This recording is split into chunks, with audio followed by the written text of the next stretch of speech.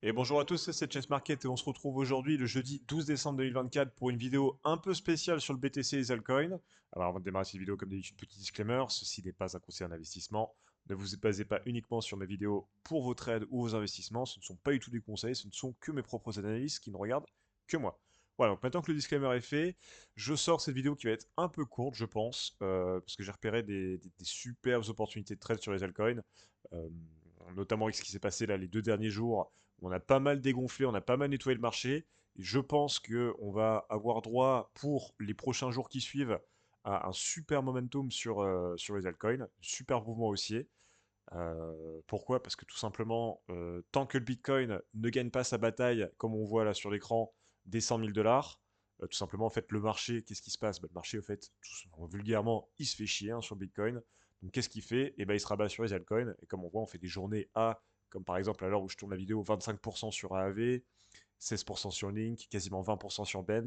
Il y a des superbes opportunités sur les altcoins et qu'il faudra surtout pas louper. Mais en tout cas, aujourd'hui, au moment où je sors la vidéo, évidemment, pas grand chose à dire sur Bitcoin, voire même quasiment rien.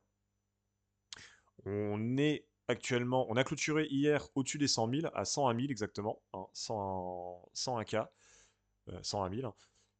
Néanmoins, la bataille pour moi des 100 000 n'est pas encore gagnée, loin de là. On va continuer dans ce range pendant, je pense, alors au niveau de la timeline, c'est toujours dire de prédire, hein, j'ai pas de boule de cristal, ça peut durer 2 jours comme ça peut durer 2 semaines. On ne sait pas du tout. Par contre, comme je l'ai dit dans ma vidéo d'hier, ce qui est très très fort probable, comme on sait qu'on a énormément d'ordres de vente ici dans cette zone. Alors attendez, j'ai peut-être fait un peu trop grande. Mais là ici, je devrais mettre plutôt en rouge ce rectangle. En fait, on a une énorme zone de short. Par exemple, des gens qui ont mis des shorts ici au niveau des 100K avec des stop loss ici, en essayant de prendre des profits sur un rejet potentiel des 100K vers un retour aux 95 000, voire même plus bas, hein. Donc en fait, on a énormément de zones d'achat, de vente. Ici, on est sur un short, donc on n'est pas sur des longues. Et du coup, ces ordres de vente cumulés aux prises de profit, mais je pense les prises de profit, on les a faites sur cette bougie-là. Les prises de profit, c'est pour les holders qui sont là depuis longtemps sur Bitcoin, qui se disent voilà, on est à 100 000, c'est le moment de revendre un peu, c'est le moment de prendre des profits. Je pense qu'on a déjà quand même pas mal nettoyé le marché sur cette bougie là du jeudi 5 décembre, donc il y a 2 semaines, et notamment aussi sur les deux bougies là de lundi et mardi de début de cette semaine, où il y a eu bon, des petits mouvements de panique, pas forcément sur le BTC, mais je pense qu'il y a eu quand même une grosse prise de profit. Et ici, en fait, on a tout simplement une grosse zone à aller péter, une zone d'achat, du coup de vente, excusez-moi, je confonds, hein, mais c'est plus pour les shorts. Et du coup, pour ceux qui s'y connaissent un peu, en fait, ça va déclencher tout simplement un short squeeze. Et donc, du coup, ça va nous faire un mouvement haussier très agressif pour aller chercher. Donc, comme je l'ai dit hier, bon, encore une fois, au niveau des niveaux, hein, je n'ai pas le boule de cristal, ce sera peut-être les 106, les 108, les 110 k peut-être, voire même encore plus. Et là, à ce moment-là, je pense que soit on va latéraliser, c'est fort probable, et même en latéralisant, il est aussi fort probable qu'on se reprenne. Là, cette fois-ci, c'est la correction des enfers. C'est celle dont je vous ai parlé dans ma vidéo d'hier. Où là, je vous dirais attention, mais ça, je sortirai une vidéo. Je pense que tout le monde le verra venir, ce moment-là. Parce qu'une fois qu'on pètera les 100K, tout le monde va dire allez, direction les 150 000, les 200 000, pourquoi pas, les 400 000 tant qu'on y est. Non, il faudra toujours garder les pieds sur terre. Il ne faudra pas non plus s'enflammer. Et, euh, et moi, je pense qu'on se prendra une bonne correction des enfers avant de repartir sur un dernier mouvement aussi du bull run. Bon, ça, on en parlera peut-être plus tard dans des prochaines vidéos. J'ai pas envie de me lancer dans des prédictions hasardeuses. En tout cas, ça, c'est mon scénario privilégié, à savoir un gros short squeeze qui va arriver avant une énorme correction.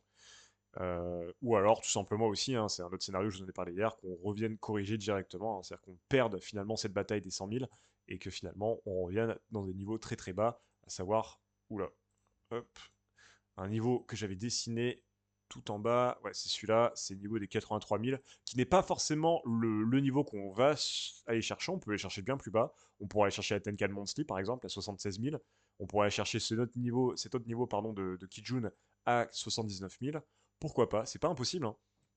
Néanmoins, le niveau le plus probable, le plus plausible, serait les 83 000. En tout cas, ça c'est une certitude. Si on vient à percer, péter ces niveaux-là, je pense que voilà, on va peut-être très probablement rebondir ici avant d'aller chercher, parce que pourquoi on a une grosse zone ici euh, d'achat, grosse zone avec des gros volumes ici. Je pense qu'en fait, on va faire un premier crack, première percée pardon, ici. On va latéraliser sur ce niveau-là au niveau des 89 000 avant d'aller chercher les 83 000, histoire d'avoir fait notre vraie correction de marché, notre vrai nettoyage de marché.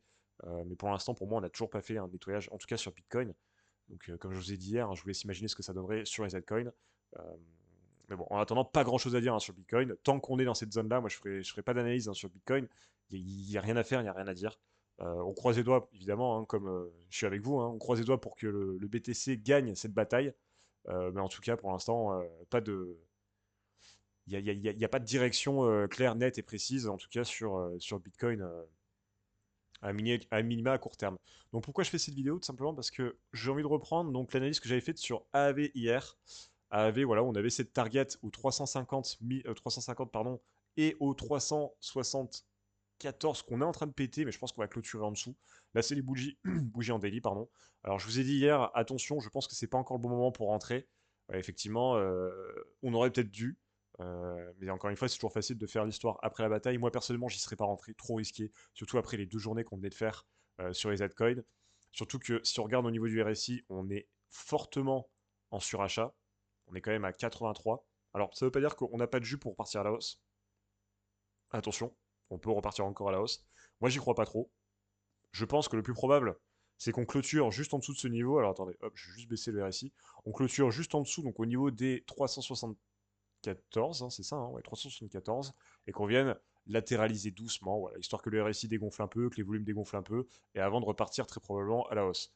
Donc soit on repartira à la hausse, évidemment, soit on repartira violemment à la baisse en fonction de ce que le Bitcoin nous fera, à surveiller de très près. Mais pour moi, AAV, bon, euh, pour les plus, j'ai envie de dire, tête brûlée, pourquoi pas rentrer hier, hein, lorsque j'ai sorti la même vidéo. Vous l'aurez pas regretté aujourd'hui, ça c'est sûr. Néanmoins, aujourd'hui, là maintenant, on est trop haut, on est en surachat. Merci à AV pour ses performances, hein, c'est top, on peut le remercier, mais là, il va falloir laisser le temps un peu que ça se dégonfle. Je ne vois pas AAV, ou alors ce qu'on peut faire aussi, autre scénario possible, encore plus bullish, on clôture au-dessus, et là, en fait, on viendrait ranger, mais au-dessus, du coup, de ce niveau de, là pour l'instant, qui est de support, mais qui va pas tarder à devenir de résistance, je pense. Pas impossible, mais à surveiller, mais je pense que c'est trop tard pour rentrer sur AAV. Pour le moment, attendez, je vais juste retirer mes dessins. En tout cas, super performance. Qu'est-ce que je fais? Hop, sur AAV. Deuxième altcoin hyper intéressant, Bend. Bend, pourquoi Bend? Alors Bend, ici, nous avait clôturé, je vous l'avais dit hier, en dessous de la Kijun. Je vous avais dit, attention, on va attendre la clôture du jour suivant pour voir si on clôture au-dessus de la Kijun, si on vient invalider au fait ce mouvement de baisse. C'est fait, on l'a invalidé. Et donc du coup, moi j'ai ouvert un gros long ici. Pourquoi je suis très très bullish sur Bend? Non seulement on clôture au-dessus de la Kijun, très bon signe, mais pour moi ça suffit pas. Ce qui me fait penser que sur Bend, on a un mouvement qui va avoir lieu très très bullish, c'est cette énorme divergence haussière qu'on voit ici. Donc voilà ici en blanc donc sur le dessin. Je vais peut-être retirer Ishimoku, hein, pour pas que ce soit. J'ai retiré aussi cette zone d'achat qui n'est plus d'actualité. On l'a ici, donc attention, les divergences, elles se font toujours sur la clôture des bougies. Hein. Attention, comme le RSI vient toujours se faire sur la clôture des bougies. Alors si on veut être précis, moi j'ai dessiné hier soir, donc c'était plus par rapport à cette bougie-là. On peut même venir la dessiner sur cette bougie verte ici en clôture, hop, comme vous pouvez voir. Et donc ici, on a hop. Non, vous savez quoi? Je vais la dessiner sur il faut la dessiner sur la bougie rouge. Hop, la clôture ici. Et ici, on peut. Ouais, ce sera la bougie rouge, hein, si on regarde le RSI tout en bas. Voilà. Donc là, on a une divergence haussière qui est très nette, précise. Ça va pas louper. Je vais juste, hop, la mettre ici. Ça va pas louper. Là, à l'heure où je tourne la vidéo, on est à plus de 21%. Alors que moi, j'ai sorti un petit trade. Donc c'était environ, si je regarde bien, en 4 heures. J'ai sorti un beau trade. Ouais, c'est ça. Quand on venait retester un peu ce niveau-là. Tout simplement, quand on venait de clôturer hein, et vers 1h du matin, quand on venait clôturer, en fait, notre bougie daily, on vient clôturer au-dessus de la Kijun. En plus, on a divergence haussière. Ça, c'est des trades, les gars, faut sauter dessus sans hésiter. Hein. Alors, j'ai mis un stop loss beaucoup plus prudent cette fois-ci. Je l'ai mis au niveau de cette bougie, la bougie qu'on avait fait, donc du coup, c'était lundi. Donc, au niveau des 1,4778. Je pense que là, vu le mouvement aussi qu'on a fait, je peux remonter mon stop loss pour être au break-even. C'est-à-dire être à zéro, quoi qu'il arrive. Mais bon, ça après, c'est vous et votre money management. Pour Ben, pour moi, malheureusement, c'est trop tard pour rentrer. Voilà, il nous a pété à la hausse comme jamais. Donc malheureusement, c'est trop tard. Bien joué à ceux qui l'ont vu, cette divergence haussière. J'en ai pas parlé dans la vidéo d'hier. Néanmoins, je l'ai vu juste au moment de la clôture daily hier soir, cette nuit. Euh, Donc bien joué pour ceux qui sont rentrés dedans. Pour ceux qui ont raté le train sur le Bend, alors Bend, moi je ne rentrerai pas dessus. Par contre, pour ceux qui ont raté le train sur Bend et qui veulent une autre opportunité sur un autre altcoin, pour moi c'est Solana. Alors ça peut paraître bizarre, parce que Solana nous fait c'est depuis quand? Depuis le 21 novembre, c'est ça? Ouais, depuis son nouvel AT, alors c'est pas l'ATH, hein, mais on va dire le plus haut du bull run, c'était le 22 novembre, donc ça fait quand même quasiment 20 jours. Il n'a pas trop bougé. En tout cas, il nous fait ce qu'on appelle un flag, un drapeau, un canal haussier, comme ça. Donc non seulement en termes de chartisme, bon, vous le savez, je suis pas très fan, mais moi ça me rassure, parce que ça, en général, ce type de canal, on vient le péter à la hausse, comme j'ai dit hier sur ma vidéo sur XRP. Non seulement on a le canal haussier, et on a aussi, attendez, je vais juste supprimer peut-être ces niveaux. Alors attendez, hop, on va supprimer ces niveaux pour plus de lisibilité sur le graphique. Hop, je reviens ici. En fait, qu'est-ce qu'on a sur Solana? Et bien, sur Solana, on a la même chose que sur Bend. On a une magnifique divergence haussière qu'on retrouve ici.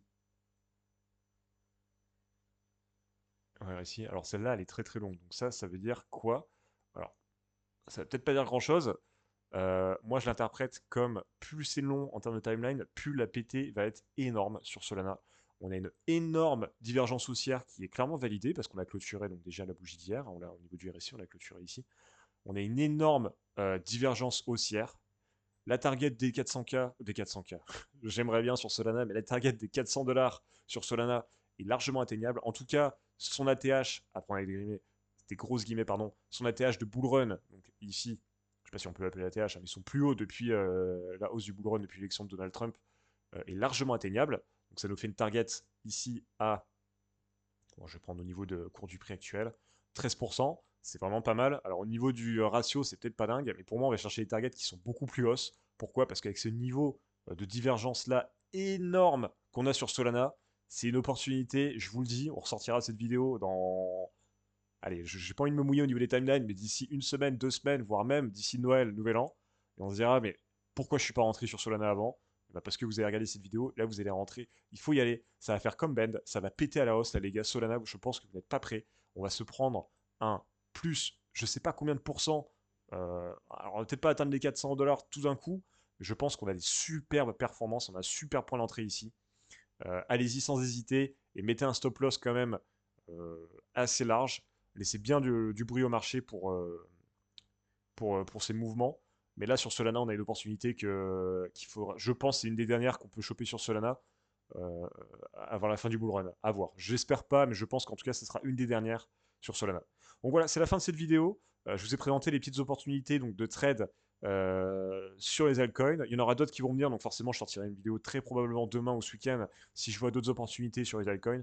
Pas grand chose à dire sur le reste. Ça suit un peu le cours de la vidéo que j'ai fait hier. Néanmoins, on confirme des mouvements à la hausse. On confirme des clôtures au-dessus de la Kijun, voire même au-dessus de la Tenkan sur certains altcoins. Et ça, c'est très très bon signe pour la suite.